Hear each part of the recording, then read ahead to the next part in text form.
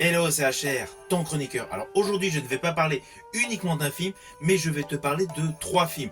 Trois films sur le Kung Fu. Il s'agit d'une trilogie. Trilogie où tu peux avoir un aperçu derrière moi. Avant cela, si tu n'es pas abonné, pense à le faire. Pense surtout à la petite cloche pour les notifs. Let's go. Alors la trilogie que je vais te présenter sur le Kung Fu est radicalement étonnante. Alors pourquoi je dis étonnante? Tout simplement parce que l'interprète principal est le même dans les trois films, le concept de base est le même sur les trois films, mais en fait ces trois films ne se suivent pas. C'est une trilogie, mais totalement indépendante. Nous avons trois films dans le même style, trois films avec l'interprète principal identique, mais l'interprète principal joue un rôle différent à chacun des films.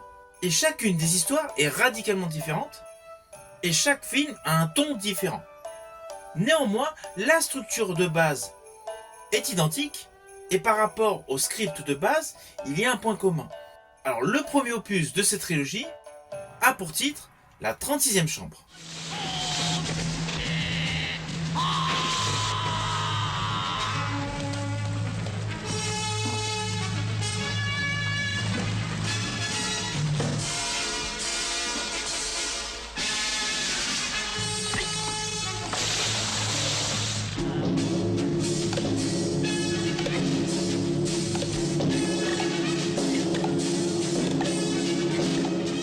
Alors, ce film est réalisé par Liu Xiaolang. Il est sorti en 1978 et a une durée approximative de 2 heures. Sa production est hongkongaise et le pivot central est le Kung Fu. Alors le pitch de base est le suivant. Nous sommes donc dans une province donc en Chine, plus précisément dans un canton sous le joug des Mongols. Là, un homme assiste au massacre de sa famille et décide de se venger. Mais pour cela, il faut qu'à tout prix qu'il apprenne le Kung Fu.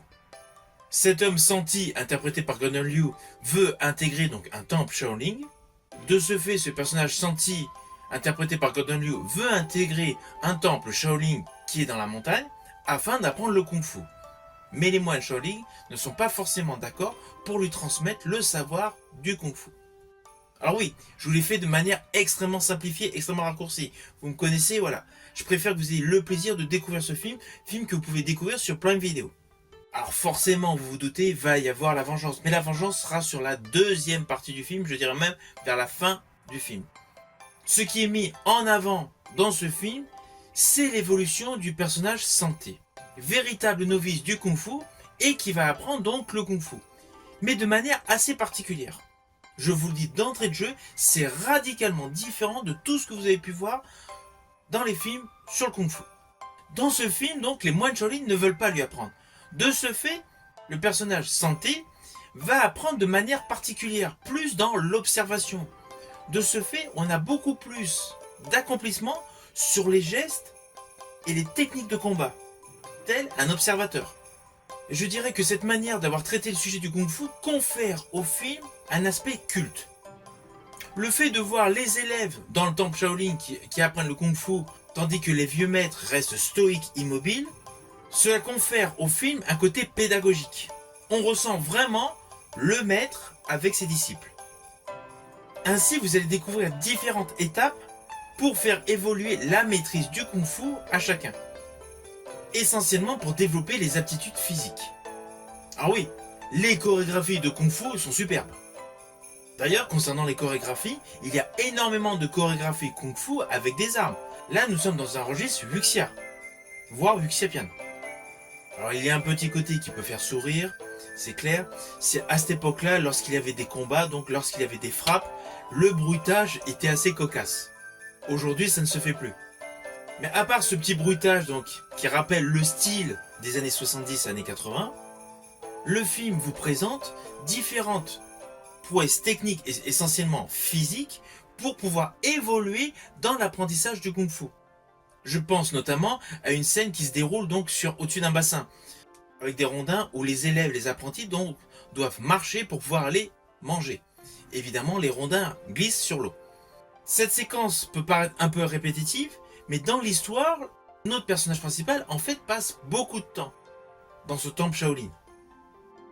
Et forcément, il a des difficultés.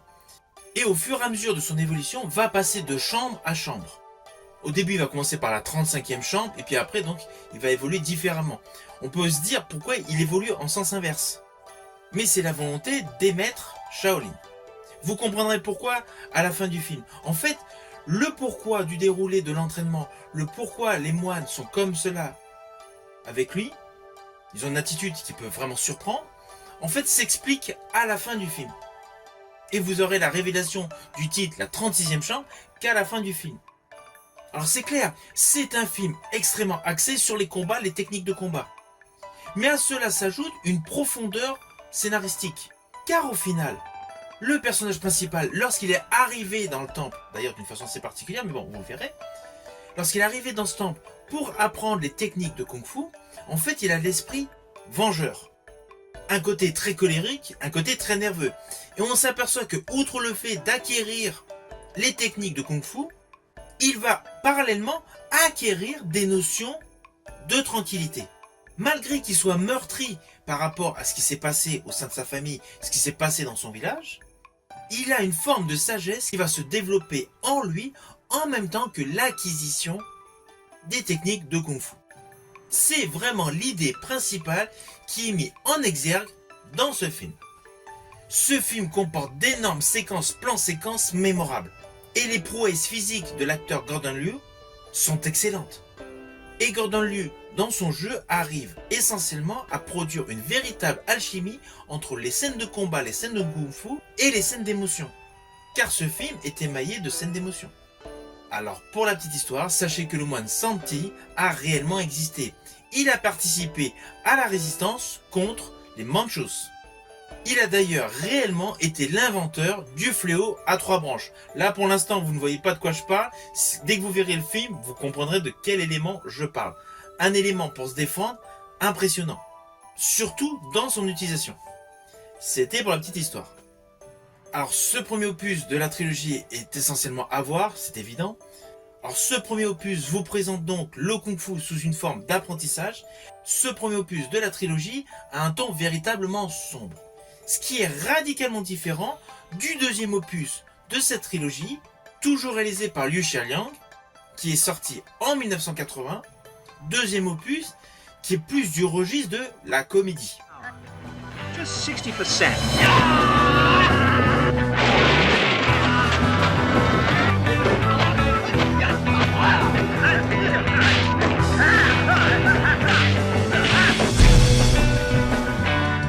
Alors ce deuxième opus a le titre Le Retour de la 36e chambre.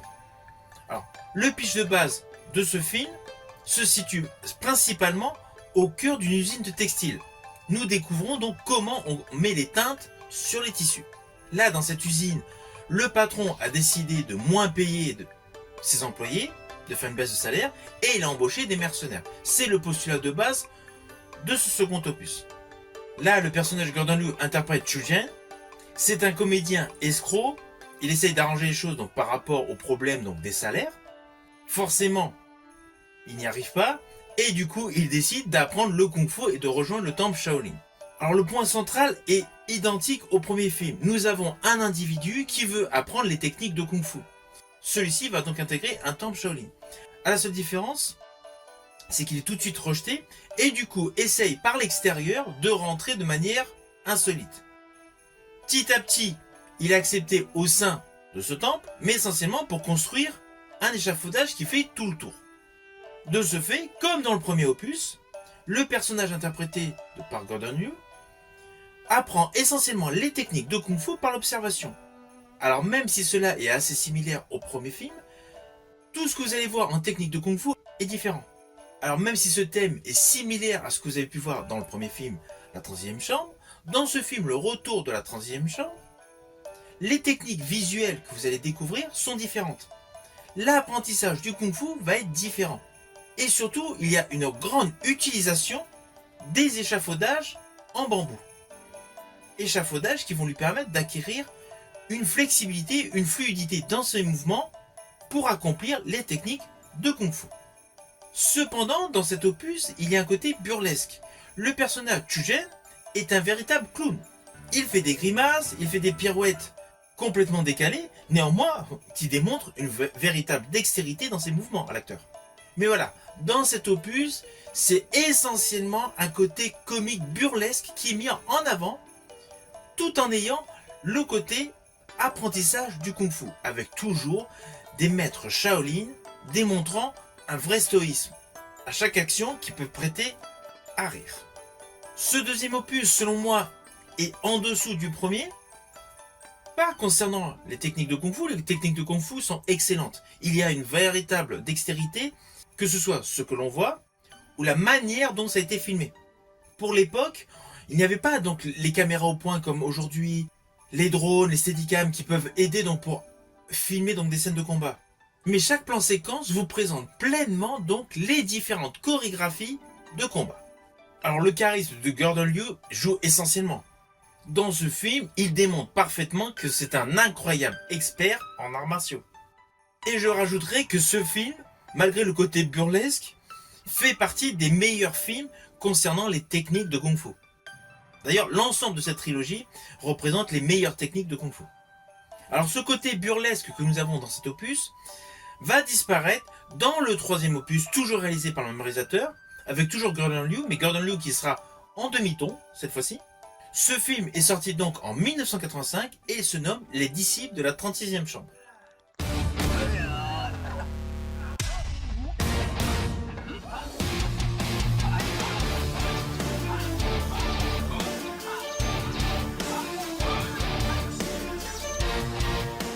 Alors c'est pareil, toujours le même concept. Nous avons donc un individu qui va apprendre le kung-fu par le biais de techniques innovantes, de techniques étonnantes.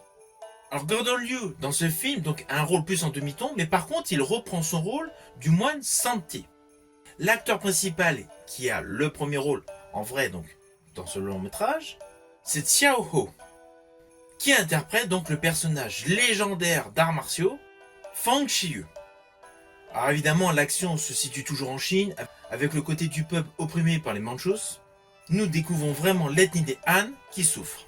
Là, dans cet opus, le principal protagoniste, pour sauver l'honneur de sa famille, part se cacher donc dans un monastère Shaolin, et évidemment, il apprend les techniques de Kung Fu.